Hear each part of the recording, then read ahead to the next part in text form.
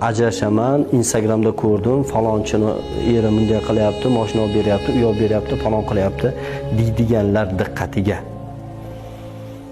O'g'lingiz agar qizingiz yosh bo'lsa, farzandingiz bo'lsa, bu yo'ldan qayting. Yo'qsa, natijani aytaman. Uzoq 10 yildan keyin anu farzandingiz o'g'il va qiz sizni ochiqchasiga yomon ko'rib, sizdan nafratlanadigan farzandga aylanadi. Jamiyatga navbatdagi alamzadalarni yetishtirib chiqasiz. Kun keladi hattoki sizga bemalol qo'l ko'taradi. Onasi bo'lsangiz ham.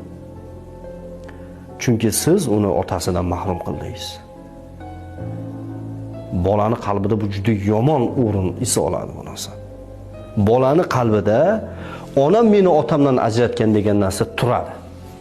Ming otasini yomonlab, otang iflos edi, yomon edi, shuning uchun men ajrashdim, ana unday bunday deyishini foydasi yo'q.